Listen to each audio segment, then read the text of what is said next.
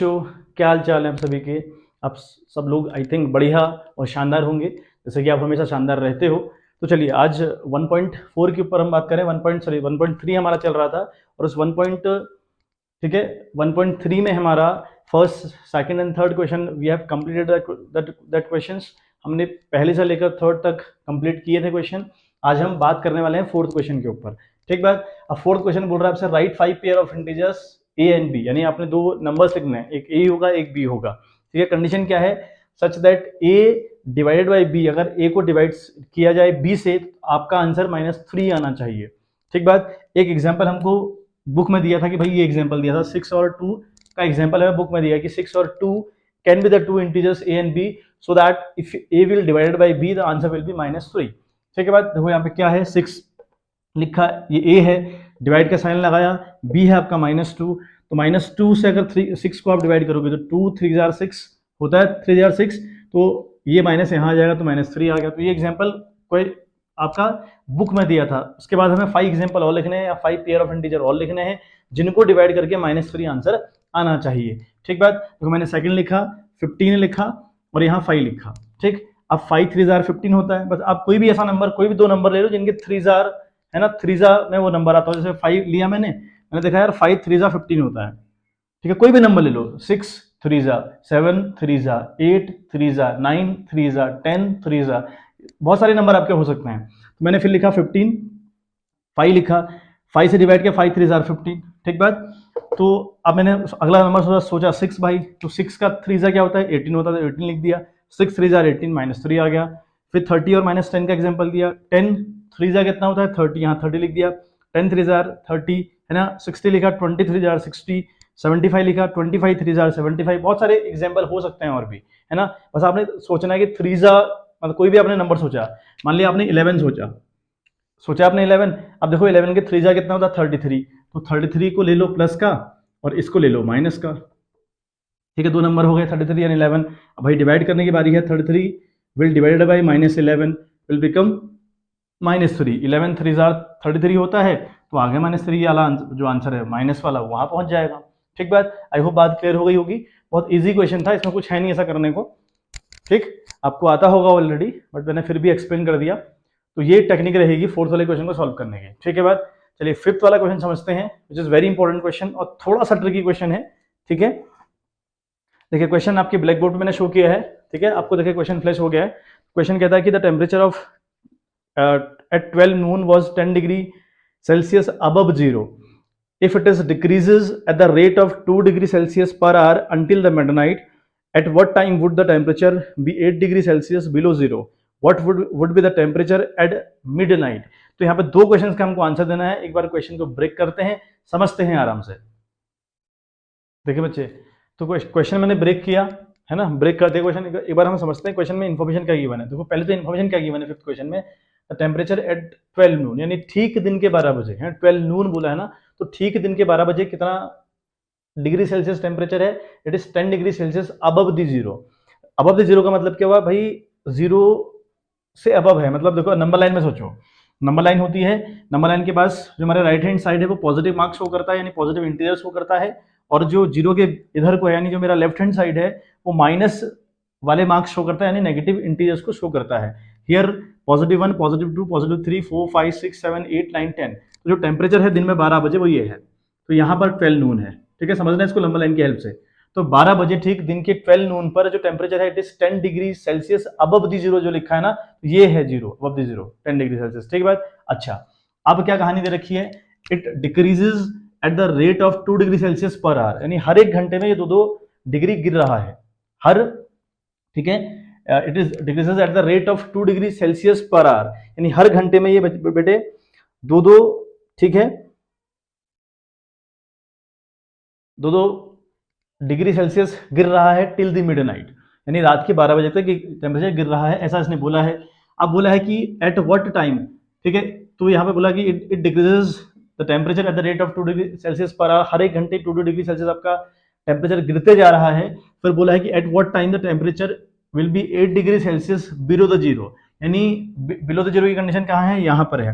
मतलब 8 कब होगा, यहाँ पर टेम्परेचर कब आएगा, यानी यहाँ से टेम्परेचर का 2-2 डिग्री गिरना चालू होगा या 2-2 डिग्री गिरना वो स्टार्ट करेगा तो -8 डिग्री सेल्सियस, क्योंकि यहाँ पे लिख रहा है 8 degree Celsius below the zero, तो बिलो द जीरो की कंडीशन यहाँ को है, यानी -8 डिग्री सेल्सियस कितने बजे होगा ये हमसे पूछा है। ठीक है, एक बात। और दूसरा क्वेश्चन हमसे पूछा कि what would be the temperature eight midnight, यानी मिडनाइट का मतलब क्या है, रात के 12 बजे, 12 PM, यानी रात के 12 बजे टेम्परेचर क्या होगा, ये क्वेश्चन ने हमसे बात पूछी है। ठीक है बात, तो आई थिंक क्वेश्चन की कहानी पूरी समझ में आ गई होगी। पहले कहानी समझें आप, उसके बाद क्वेश्चन बड़े आराम से हो जाएगा। देखें तो क्या होगा, टेम्परेचर 12 बजे तो है 10 डिग्री सेल्सियस। ठीक है, अभी 2 डिग्री सेल्सियस गिर रहा है हर घंटे, यानी 2 डिग्री सेल्सियस देखो 8 हो जाएगा 1 घंटे बाद, फिर 1 घंटे बाद गिरेगा ये, है ना, 6 पा जाएगा, फिर 1 घंटे बाद गिरेगा 4 पा जाएगा, फिर 1 घंटे बाद गिरेगा 2 पा जाएगा, फिर 1 घंटे बाद गिरेगा, ठीक है, 1 घंटे बाद गिरा तो 0 पा जाएगा, फिर 1 घंटे बाद गिरेगा तो -2 पे आ जाएगा, फिर 1 घंटे बाद गिरेगा तो -4 पे आ जाएगा, फिर 1 घंटे बाद गिरेगा तो -6 पे आ जाएगा, फिर 1 घंटे बाद गिरेगा तो -8 पे आ जाएगा। ठीक बात। अब देखें यहाँ तो बज रहा है 12, बज रहा है 12, 12 के बाद क्या बजेगा भाई, यहाँ पर बजेगा 1, ठीक है, यहाँ पर बजेगा 1, ठीक बात, यहाँ पर बजेगा 2, यहाँ पर बजेगा 3, यहाँ पर बजेगा 4, ठीक है, यहाँ पर बजेगा 5, यहाँ पर बजेगा 6, यहाँ पर बजेगा 7, ठीक है, यहाँ पर बजेगा 8, और ठीक है जब -8 डिग्री होगा यहाँ पर 9 बज जाएगा, तो यानी 9 PM, यानी रात के 9 बजे तक जो टेम्परेचर है वो आपका -8 डिग्री सेल्सियस हो जाएगा। बात समझ में आ गई। और सिंपल सी बात है, देखो मैंने क्या किया, 10 से पहले 8 पे ले गया, क्योंकि वो हर 1 घंटे 2-2 डिग्री गिर रहा है, तो 10 से पहले 8 पे आएगा, 8 से 6 पे आएगा, 6 से 4 पे आएगा, 4 से 2 पे आएगा, 2 से 0 पे, 0 से 2 पे, -2 पे, यानी और -2 से -4, -4 से -6, -6 से -8, यहाँ तक की कहानी पूछी है। अब यहाँ बज रहा है 12, यहाँ 1 बजेगा, यहाँ 2 बजेगा, 3 बजेगा, 4 बजेगा, 5 बजेगा, 6 बजेगा, यहाँ 7 बजेगा, यहाँ 8 बजेगा, यहाँ 9 PM हो जाएगा। मतलब जब -8 डिग्री सेल्सियस आपका, है ना, आपका टेम्परेचर होगा तो उस टाइम पे रात के 9 बज रहे होंगे। ठीक है बात, तो आपने पहला आंसर तो आपको मिल गया कि at night PM, sorry at night 9 PM, sorry night PM नहीं, at 9 PM the temperature will be -8 degree Celsius. तो हमारा जो पहला आंसर है वो निकल गया कि एट 9 PM। तो हम पहला इसका जो फर्स्ट बात इसने हमसे पूछी है वो हम लिख देंगे कि भाई एट 9 PM, है ना, हम लिखेंगे at 9 PM, 9 PM the temperature, है ना, the temperature will be minus, या फिर लिखें 8 degree Celsius below zero level. ठीक है, लिख देंगे बिलो जीरो। ठीक है बात, हम लिख देंगे at 9 PM the temperature will be 8 degree Celsius below zero. ठीक बात, ये है कहानी। अब देखें, अब नेक्स्ट वाला जो सॉल्यूशन करेंगे ना वो कैसे करेंगे, देखें नंबर लाइन वाला क्वेश्चन कॉन्सेप्ट आप समझ गए होंगे, इसके स्क्रीनशॉट ले ले एक बार, क्योंकि समझने में आपको आसानी रहेगी, है ना। नंबर लाइन की हेल्प से इसको करें, क्योंकि ये बहुत बढ़िया टेक्निक है कि नंबर लाइन की हेल्प से आप करते जाओ तो काम आपका बनता जाएगा। ठीक है बात, इसी के सहारे हम यहाँ भी इसका जो आंसर सेकंड वाला है उसको भी हम निकाल सकते हैं, कोई दिक्कत नहीं है। देखें फिर वो गिरेगा, अब वो कह रहा है कि भाई 12 बजे क्या टेम्परेचर होगा, तो 9 तो हमारा यहाँ बच गया ना 9, तो हमारा अब 1-1 घंटे करते जाना, मतलब 2-2 घंटे बढ़ाते जाना, मतलब 2 नंबर बढ़ाते जाओगे, 1 घंटा मानोगे उसको, तो 8 से जाएगा ये 10 पे, तो यहाँ 10 बज जाएगा, है ना। फिर ऐसे ये 12 पर जाएगा तो भाई आपका 10 बज जाएगा, तो आगे बढ़ाते रहना, इसको एक्सटेंड करते रहना, तो आपका आंसर अपने आप आ जाएगा। ठीक है, एक तरीका तो वो है, एक हमारे पास ऑल्टरनेट तरीका है, उसको हम यहाँ फॉलो करेंगे। ठीक है, देखें ऑल्टरनेट तरीका क्या है, the temperature will be decrease in 12 hour. अब 12 आवर मैंने क्यों लिखा भाई, दिन के 12 थे ना, 10 कहाँ पर, जहां पर वो टेम्परेचर था 10 डिग्री सेल्सियस, वहां पर क्या बज रहा था, दिन का 12 बज रहा था। अब 12 से रात के 12 बजे तक अगर हम बात करें तो मिडनाइट की बात कर रहा हूँ, मिडनाइट में तो रात का 12 हुआ, तो रात के 12 बजे या जो 12 बजे जो टेम्परेचर होगा, है ना, उसमें कितना फासला है, दिन के 12 और रात के 12, तो इनमें 12 घंटे का फासला हुआ, टोटल 12 आवर्स का फासला है।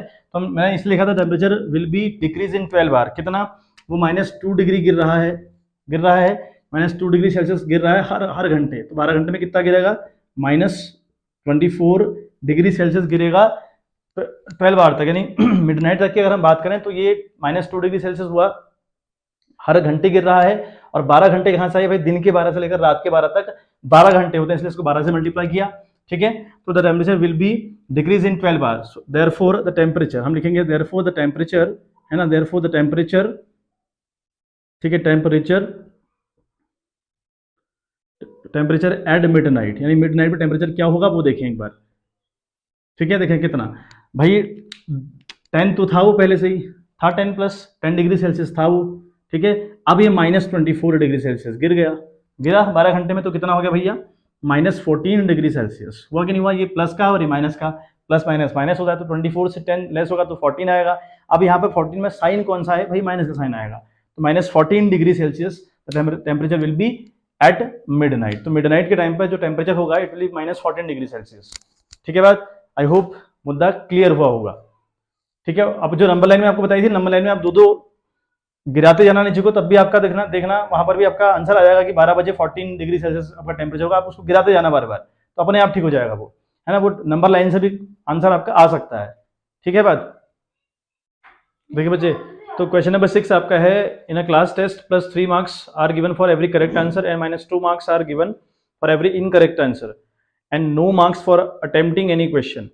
फिर फर्स्ट क्वेश्चन हमसे कहता है कि Radhika score 20 marks if she got 12 correct answer, how many question has she attempted incorrectly? And second question is Mohini scores -5 marks in this test, ठीक है, though she has got 7 correct answers, how many questions has she attempted incorrectly? ठीक है, हमें बताना कि जो राधिका है और जो दूसरी लड़की है आपकी मोहिनी, ठीक है, इन्होंने कितने आंसर रॉन्गली अटेम्प्ट किए, ये हमको बताना है, ठीक है बात। तो क्वेश्चन देखो ब्रेक किया हुआ है आपके लिए, क्वेश्चन एक एक करके सॉल्व करते हैं। दिया है for the correct answer you are getting 3 marks.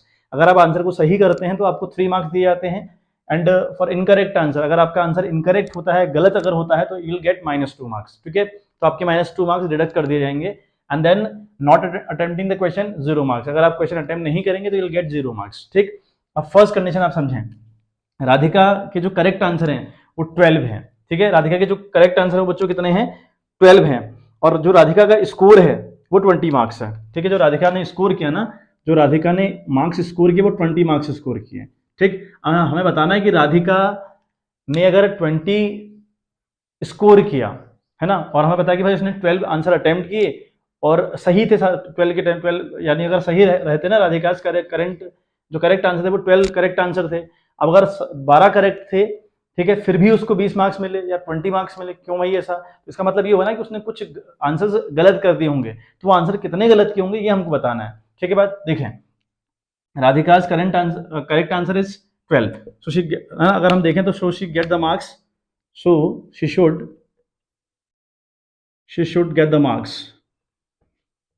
तो उसके देखो कितने मार्क्स आने चाहिए थे, अगर हम मार्क्स की बात करें राधिका की तो उसके आने चाहिए थे 12 × 3, यानी 36 आने चाहिए थे, बट फिर भी कितने आए हैं, 20 आए हैं, ठीक है।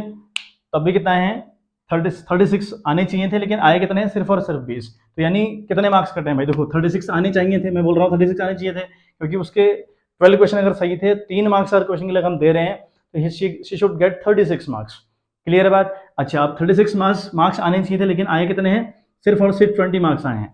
तो 36 से अगर हम 20 को लेस करें तो यानी हुआ 16 मार्क्स उसके कटे हुए हैं, यानी उसने कुछ क्वेश्चन रॉन्ग अटेम्प्ट किए होंगे, इसलिए उसके 16 मार्क्स डिडक्ट हुए हैं। तो हम लिखेंगे, है ना, मार्क्स डिडक्टेड, ठीक है। मार्क्स कितने डिडक्ट हुए हैं, देखें 36 हम कह रहे हैं आने चाहिए थे, आए सिर्फ 20 हैं, तो उसके यानी 16 मार्क्स डिडक्ट हुए हैं, तो यानी कुछ क्वेश्चन रॉन्ग भी होंगे, देयरफॉर, है ना, therefore number of wrong question या फिर इनकरेक्ट आंसर, है ना, नंबर ऑफ इनकरेक्ट आंसर या फिर रॉन्ग आंसर इक्वल्स टू 16 को आप डिवाइड करेंगे किससे, -2 से, बिकॉज हमें पता है भाई for the incorrect answer you are getting -2 marks, तो हमें पता है कि 16 मार्क्स उसके कटे हुए हैं, पता चल गया 16 मार्क्स कटे हुए हैं, तो 16 को आप डिवाइड करेंगे -2 से, you'll get -8, ठीक है। 2 ठीक है, -2 से आप डिवाइड करेंगे, मतलब -2 लगाने की जरूरत है बिल्कुल नहीं है, यहाँ पर 16 आपका ये आंसर आया, 16 आपका आया कि भाई इतने मार्क्स उसके डिडक्ट हुए हैं, और एक आंसर के लिए 2 मार्क्स डिडक्ट किए जा रहे हैं, तो 2 से 16 को डिवाइड करो, आपका आया 8। तो इसका ये मतलब हुआ कि उसके 8 यानी 8 आंसर आपके गलत थे, सो दैट वो स्कोर सिर्फ 20 ही कर पाई, ठीक है। अदरवाइज 36 आने चाहिए थे, लेकिन 16 मार्क्स कटे हैं, क्यों, क्योंकि उसने 8 क्वेश्चन रॉन्गली अटेम्प्ट किए, तो उनके लिए उसको 8 2 16 यानी -16 मार्क्स मिले, तो अल्टीमेट जो उसका स्कोर हुआ वो 20 मार्क्स का स्कोर हुआ, ठीक है बात। चलिए एक बार स्क्रीनशॉट ले लें, फिर मैं नेक्स्ट क्वेश्चन के ऊपर बात करता हूं।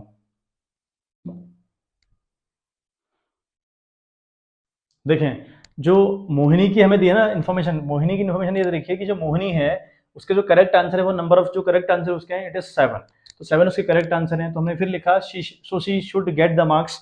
अब अगर 7 आंसर करेक्ट हैं तो 7 के लिए कितने मिल रहे हैं बच्चों, 3 मार्क्स मिल रहे हैं ना, तो शी शुड गेट 21 मार्क्स, उसके 21 मार्क्स आने चाहिए थे, लेकिन आए उसके सिर्फ -5 हैं, उसके आए -5 मार्क्स हैं। अब देखो -5 मार्क्स कहाँ मैं कह रहा हूँ कि 21 आने चाहिए थे, आए सिर्फ -5 मार्क्स हैं, यानी वो और भी नीचे चलेगी, मतलब स्कोर इतना भयानक हो गया कि स्कोर आपका माइनस में आ रहा है।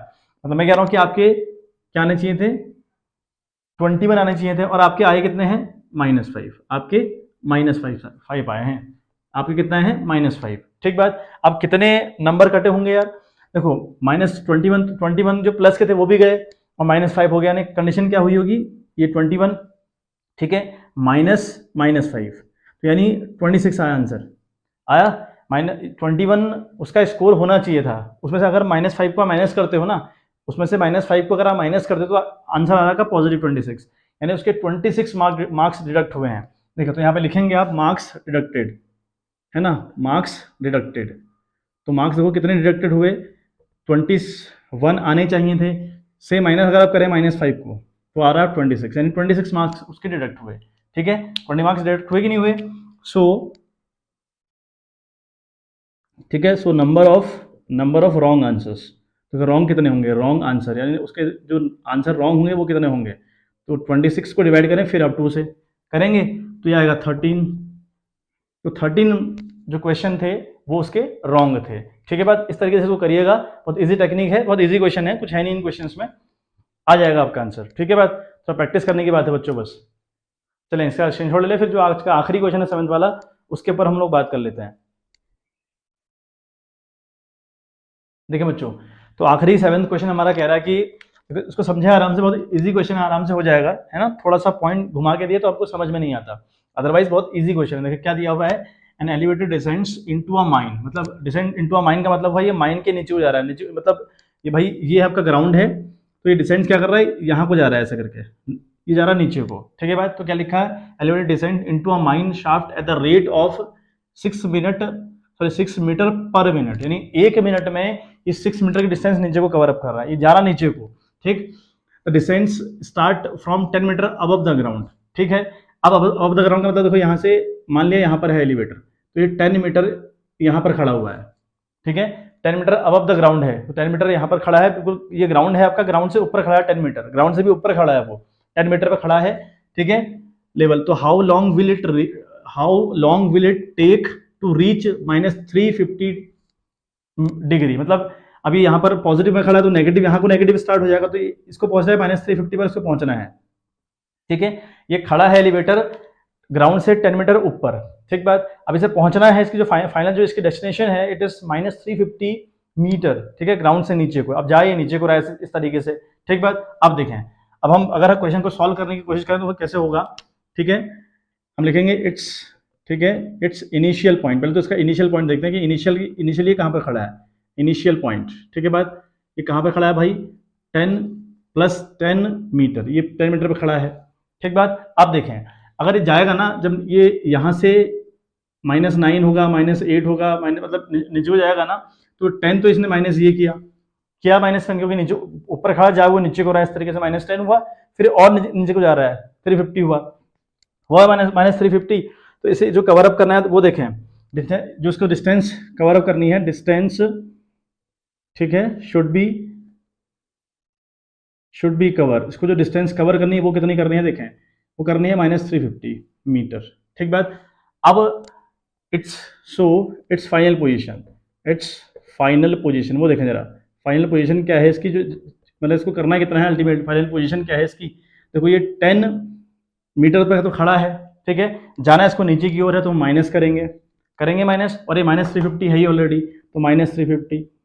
ठीक है, तो ये बन गया आपका प्लस का 360 मीटर, यानी इसको अल्टीमेट लेवल पर 360 कवर अप करना पड़ेगा।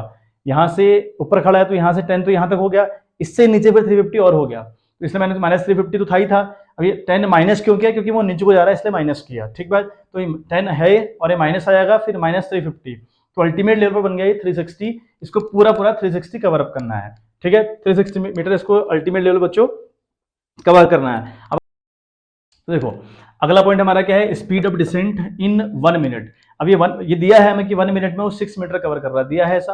अच्छा अब अगर हम चेक करना चाहें ना कि इट विल, ठीक है, इट विल कवर, ठीक है, हमें दिया है कि 1 मिनट में वो 6 मीटर जा रहा है, तो हम देख रहे हैं कि it will cover 1 metre, it will cover 1 metre, है ना, इन 1/6 मिनट। ऐसा हुआ कि नहीं होगा? 1/6 मिनट में 1 मीटर कवर करेगा कि नहीं करेगा भाई? 1 मिनट में 6 मीटर कवर कर रहा है, तो 1 मीटर को कवर करने में उसे 1/6 मिनट का टाइम लगेगा, लगेगा, ठीक है, ठीक है। सो नाउ लास्ट हमारा आंसर है, so it will take time to cover, ठीक है, 360 मीटर इक्वल्स टू 360 को एज इट इज लिखें आप, मल्टीप्लाई करें इसे 1/6 से, जो भी हमें हमें यहाँ पर निकाला था, ठीक बात। अभी 6×6 = 36 हुआ, तो आंसर आया हमारा 60 मिनट, हमारा आंसर आया 60 मिनट, या फिर हम 1 आवर भी इसको लिख सकते हैं, क्योंकि वी नो केयर हमें पता है भाई 60 मिनट का मतलब क्या होता है, 1 आवर होता है, ठीक है बात। तो इसकी प्रैक्टिस करें अच्छे से, क्वेश्चन आपसे इजीली बन जाएगा, बस प्रैक्टिस का खेल है सारा सारा, ठीक है बात। तो ध्यान से जो पॉइंट्स मैंने लिखे हैं उन्हें समझें आप कि किस तरीके से क्वेश्चन सॉल्व हुआ है, ठीक बात। तो चलिए आज के लिए इतना ही, एक्सरसाइज हमारी फिनिश हुई, तो कल हम नेक्स्ट एक्सरसाइज के ऊपर बात करेंगे, जब भी हमारी वीडियो आएगी आपके लिए, तो हम नेक्स्ट एक्सरसाइज के ऊपर बात करेंगे। चलिए मिलते हैं आपसे नेक्स्ट वीडियो, तो तक के लिए bye bye, have a good day.